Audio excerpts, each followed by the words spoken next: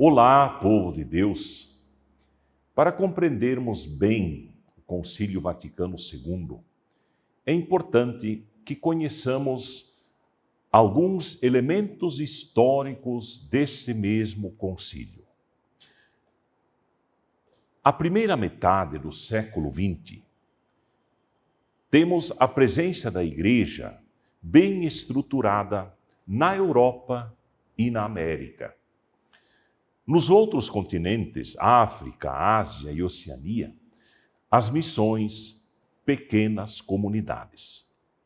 E após a Segunda Guerra Mundial, a situação começou a mudar bem rapidamente. Porque temos aí as consequências nefastas de pelo menos duas guerras. A Primeira Guerra Mundial, a Segunda Guerra Mundial, deixando rastros de fome, de dor, de falta de esperança, de destruição e miséria. O Papa Pio XII, um hábil diplomata, liderou a Igreja durante os anos da guerra, inspirado pelo princípio da neutralidade. Após a guerra, condenou fortemente a ideologia comunista e a luta de classes. Essa decisão favoreceu o distanciamento da Igreja do que na época se chamava de massa operária. Em 1958, com a morte de Pio XII, foi eleito o patriarca de Veneza, Angelo Giuseppe Roncalli, que escolheu o nome de João XXIII, um homem de idade avançada, pensava que seria um papa de transição, mas ele mesmo não pensava assim. Sentiu-se chamado pela providência a guiar a Igreja no caminho de encontro com as mulheres e com os homens do seu tempo, em vista de aliviar as suas dores e seus sofrimentos. Em 25 de janeiro de 1959, ele já anunciou o seu desejo de convocar um concílio. Sim, manifestou uma grande esperança na Igreja. De imediato começaram os preparativos para a grande assembleia, cuja data de início, inclusive, foi definida para o dia 11 de outubro de 1962. Uma semana antes do início do concílio, o Papa fez uma peregrinação a Loreto e a Assis para invocar a ajuda da Virgem Maria e de São Francisco para o já próximo evento do concílio. O início solene ocorreu, portanto, no dia 11 de outubro de 62, e a cerimônia foi transmitida para o mundo todo. Pela primeira vez, bispos da África, da América, da Europa foram vistos juntos. Os fiéis como que tinham a impressão de tocar quase com as mãos a catolicidade da Igreja e a sua presença em todos os cantos do mundo.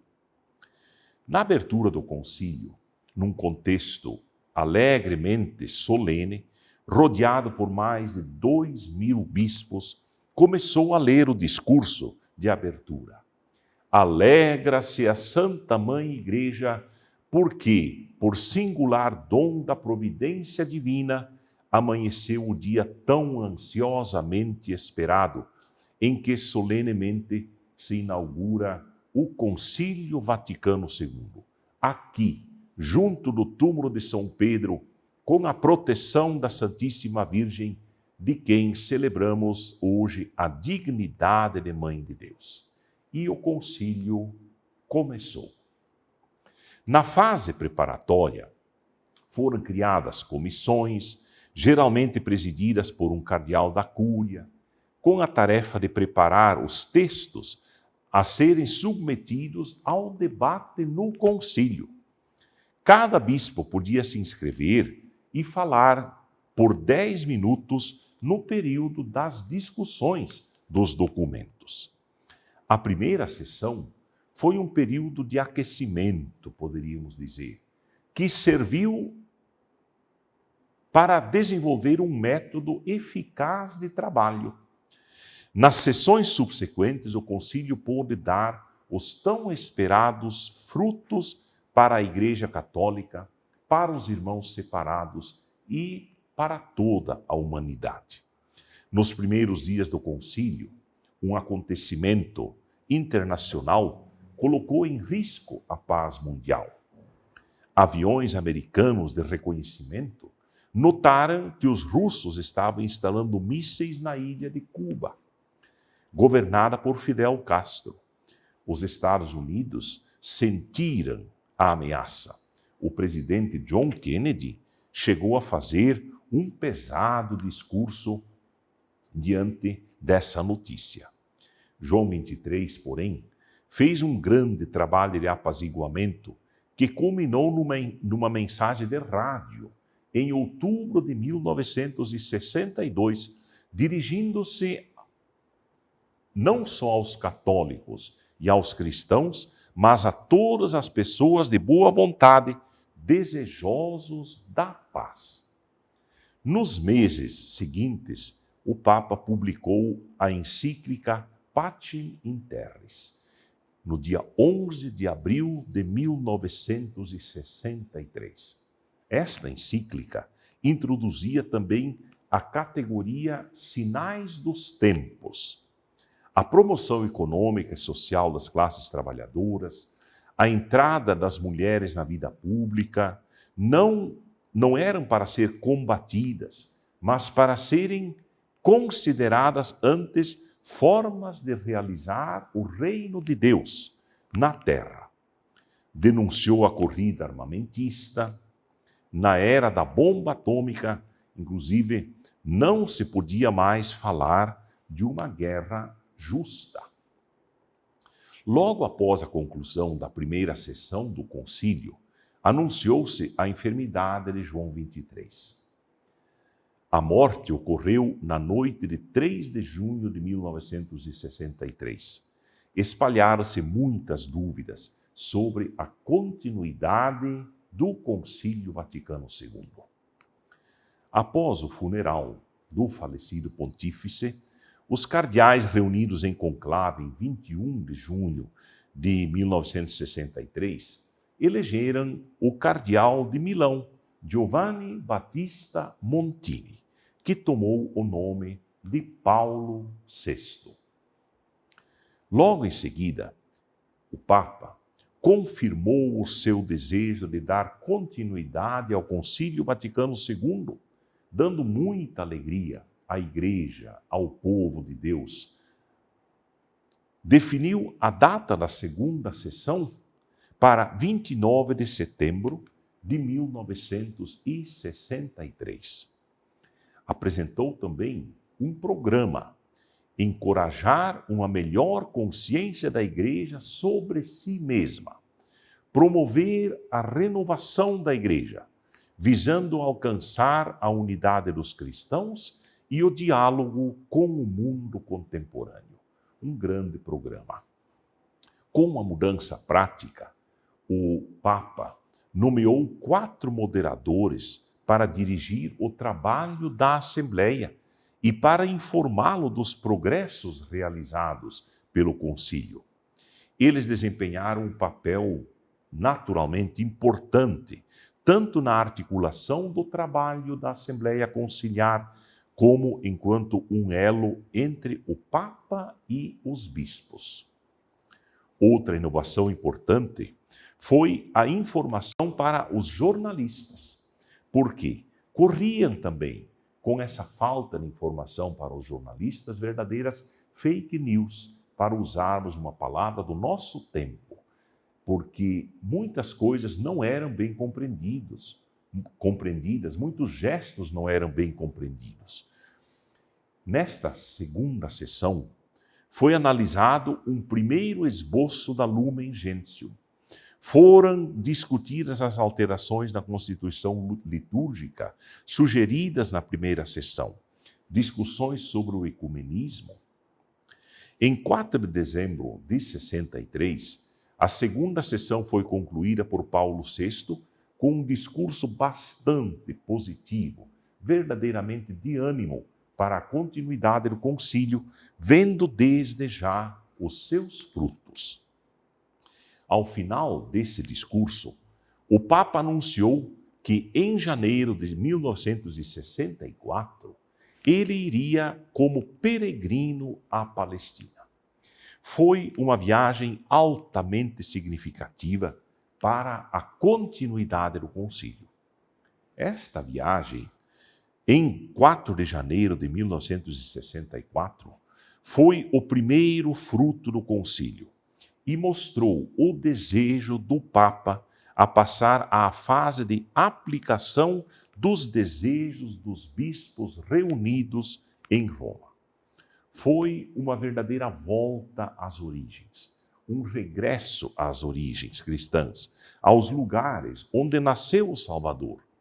O Papa celebrou a missa na Igreja do Santo Sepulcro. Depois recitou uma oração a Jesus, expressando assim a sua espiritualidade cristocêntrica. Na sede da delegação apostólica, recebeu a visita do chefe dos ortodoxos, Atenágoras I, e assim, finalmente, iniciava um caminho de respeito e fraternidade entre as religiões. A terceira sessão começou no dia 14 de setembro de 1964, com uma grande novidade no âmbito litúrgico. O Santo Padre celebrou a Eucaristia juntamente com 24 padres conciliares, mostrando que na Igreja Católica a missa poderia ser concelebrada, isto é, celebrada por vários sacerdotes reunidos ao redor do mesmo altar. Uma grande novidade litúrgica que já tinha brotado naturalmente no concílio. Nesta sessão, os principais documentos colocados em discussão tratavam da futura Constituição sobre a revelação divina, a Igreja no mundo contemporâneo, o texto sobre o apostolado dos leigos, sobre a liberdade religiosa, e os trabalhos avançaram muito, e já era possível pensar numa sessão de conclusão do Concílio Vaticano II. Já em janeiro de 1965, Paulo VI anunciou a data da quarta sessão, que começaria em 14 de setembro de 1965. As comissões trabalharam arduamente e em junho daquele ano, a Secretaria-Geral conseguiu enviar aos bispos os textos dos documentos reformulados de acordo com as indicações recebidas pelo concílio e pelas discussões conciliares. Na ocasião da abertura desta sessão, o Papa anunciou duas grandes notícias. Primeiro, instituiu o Sínodo dos Bispos e também anunciou a sua decisão de aceitar o convite do Secretariado das Nações Unidas para visitar a ONU por ocasião do seu 20º aniversário de fundação. Era também este um sinal da atenção da Igreja aos problemas do mundo, assim como ocorreu no próprio concílio. A última sessão teve dois grandes momentos: a apresentação final dos textos, com as melhorias que foram feitas, precisavam ser feitas, e os textos que foram submetidos à votação final. Portanto, estávamos na última sessão do concílio, para poder publicar estes textos todos. Em 7 de dezembro de 1965, ainda um outro acontecimento importante. O bispo de Roma e o patriarca ecumênico, na sequência do intenso trabalho do Secretariado para a Unidade dos Cristãos, decidiram cancelar a excomunhão recíproca que as duas igrejas tinham criado em 1054. Tanto tempo depois, nesse momento, um perdão, vamos dizer assim, o cancelamento da excomunhão recíproca. Que gesto importante para o futuro. Que gesto grande em vista da unidade dos cristãos. O Vaticano II, então, foi concluído no dia seguinte, 8 de dezembro, na Praça de São Pedro, na presença das delegações de 81 governos e 9 organizações internacionais.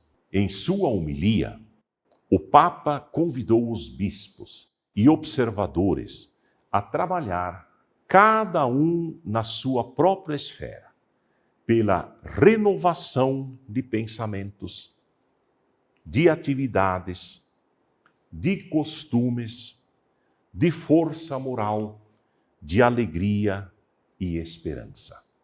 Este era o objetivo do concílio.